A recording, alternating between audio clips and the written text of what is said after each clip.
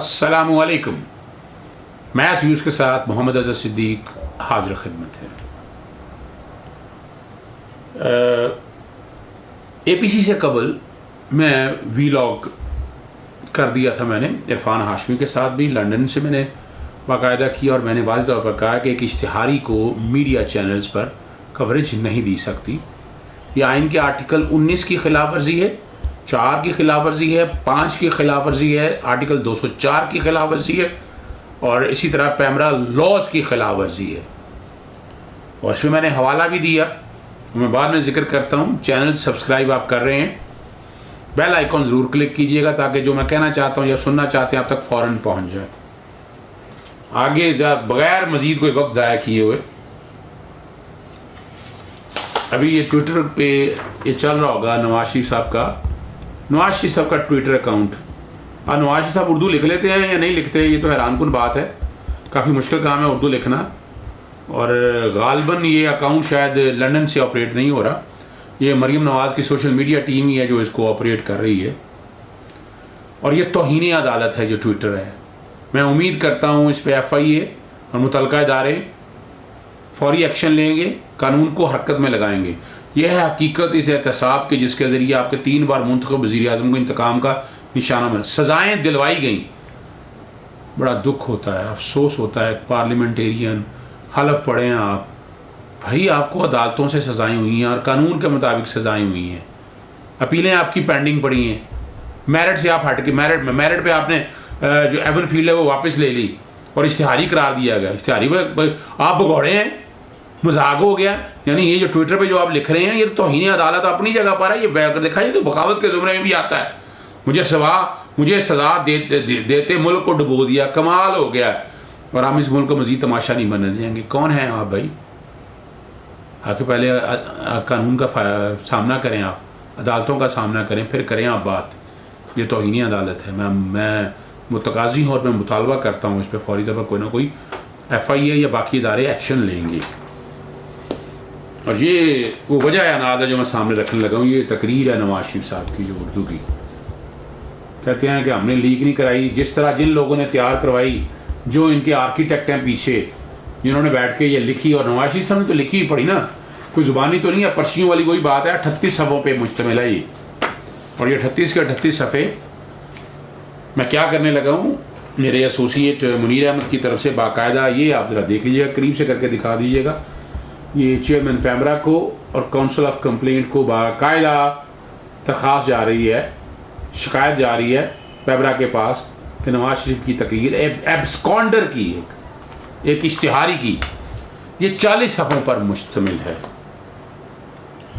बात इसमें बड़ी simple, implementation of PEMRA ordinance 2002, code of conduct 2015, PEMRA rules और provisions of Press Council of Pakistan, banning the coverage of speeches interviews by an absconder and corrupt person. अब ये absconder हैं और बाकायदा मुख्तलिफ यूट्यूब चैनल से, अगर आप एक सफ़ा सामने दिखाता रहूँ, ये एक सफ़े के बाद दूसरा सफ़ा है जहाँ बाकायदा यूट्यूब के चैनल्स का जिक्र किया है कहाँ कहाँ है, और आगे जिक्र किया कि ट्रांसक्रिप्ट की कॉपी जो है ना, पूरी जो है ना वो तकरीर की वो 7 लगा रहे हैं, वो 7 लग रही है, यकीनन 7 लग रही है।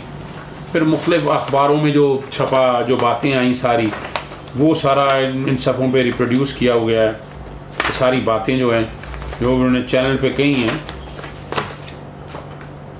और कहा गया है कि एब्सकॉन्डर तो डिक्लेयर इश्तिहारी हैं, अखबारों में भी आया, मीडिया चैनल्स पे भी चला, तो इनके तकरीर नहीं चल सकती थी, इनकी ग्लोरीफाई नहीं कर सकते मुजरम को जो अदालतों से भाग रहा है, अदालतों को फेस नहीं कर रहा है। और यही आइन और कानून की मंशा है। और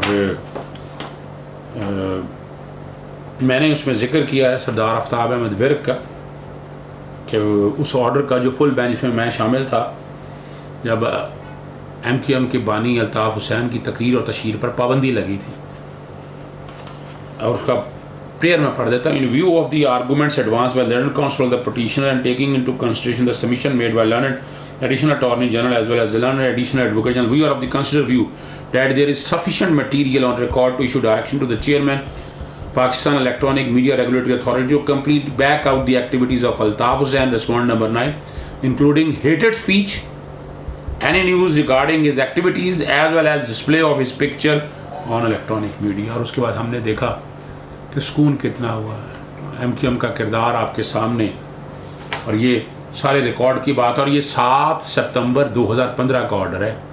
नवाज शरीफ साहब भी उस वक्त हुकूमत के अंदर थे, और जिस तरह गवर्नमेंट प्रोटेक्ट करती रही वो अलग बात है, वो जो रिकॉर्ड की चीज़ें हैं सारी।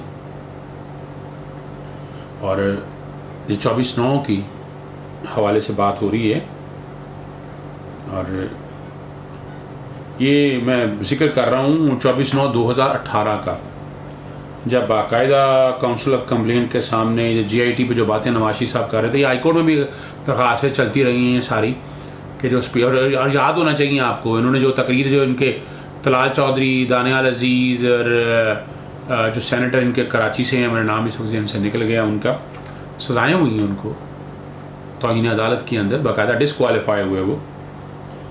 और काउंसिल ऑफ कंप्लेंट के सामने बाकायदा 7 फरवरी 2019 का जिक्र किया हुआ मैंने, सारा हिस्ट्री सारी।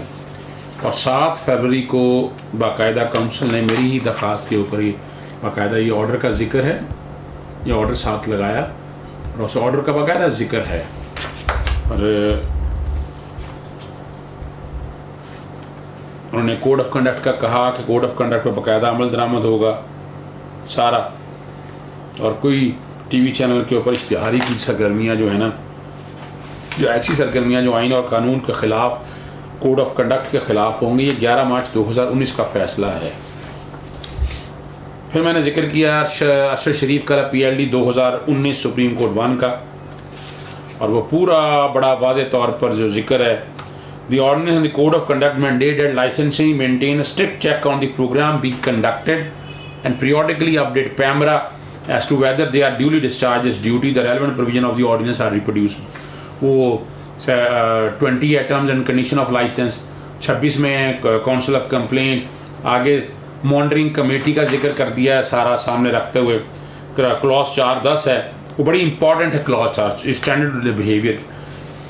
Clause 410 of the code of conduct is very important because by discussing and reviewing the content of program prior to the time is aired or recorded, the licensing ensure that the contents of such program conform to the code of conduct. Therefore, licensee can make certain programs on subjudice matters are aired in an informative manner and handled objectively. Clause 3 of ये सारा जिक्र करने के बाद ये काफ़ी detail में ये सारी चीज़ें उस जजमेंट, रिपोर्टेड जजमेंट है फुल बेंच की, जस्टिस मियाँ जस्टिस हाकिम निसार साहब थे, जस्टिस उमर अता बिंदयाल साहब, जस्टिस एजाजुल हसन साहब थे।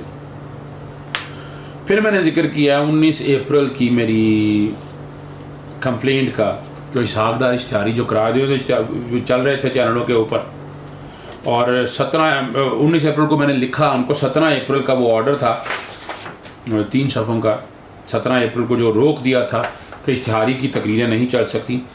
PLD 2019 सुप्रीम कोर्ट 1, और उसके साथ Peshawar high court, Karachi high court का PLD 2016, कराची 238, जिसमें प्रॉब्लम ऑफेंडर इश्तिहारी के बारे में बड़ी डिटेल में बात हुई थी। ये सारा जिक्र है, यानी मैंने अनोखी कोई बात नहीं करनी है।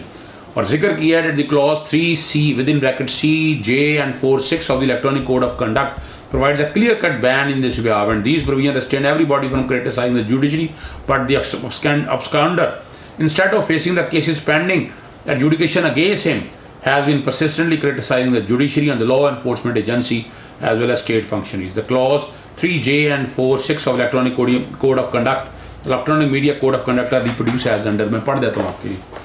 Fundamental principle: the license shall ensure that contained aspersions against the judiciary or armed forces of Pakistan.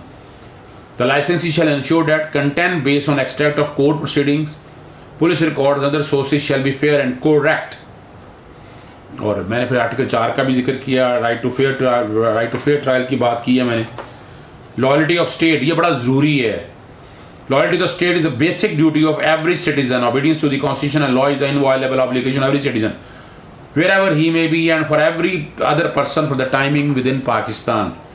Freedom of association की बात की है, और यहाँ मैं फिर बताता चलूँ, लफ्ज़ हम निकालते नहीं हैं। Every citizen shall have the right to form association or union subject to any reasonable restrictions imposed by law in the interest and integrity of Pakistan public order or morality। और 19 के आर्टिकल का मैंने ख़ास तौर पर जिक्र किया, freedom of speech, every citizen has the right to freedom of speech and expression, and there shall be freedom of press subject to any reasonable restrictions imposed by law in the interest of the glory of Islam or integrity, security or defense of Pakistan or any part thereof, friendly relation with foreign state, public order देखें लो फिर वही है, decency और morality है, or in relation to a contempt of court or commission of or incitement to an offence। इश्तिहारी हो के आप क्या कर रहे हैं। फिर मैंने restriction of discussions इन मजलिस शूरा, मैंने उसके हवाले से भी कि वहाँ भी नहीं बात कर सकते आप। और ये बड़ी डिटेल और ऑफिस में ना बड़ा क्लियरली कैमरा के आगे जो जिक्र किया है 4 सेक्शन का, the authority shall be responsible for regulating the establishment operation of all broadcast media and distribution service in Pakistan establish for the purpose of international, national, provincial, district, local और special target audiences. Officers are etc. deemed to be public servant. The chairman, member of its staff, other officer and employee of authority shall be deemed to be a public servant within the meaning of section 21 of the Pakistan Penal Code।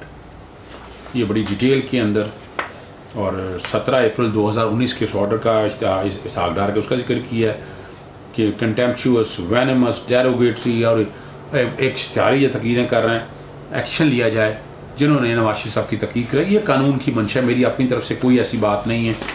हमने कानून enforce करना है, चाहे कोई भी हो, जिस भी रेफरेंस से हो।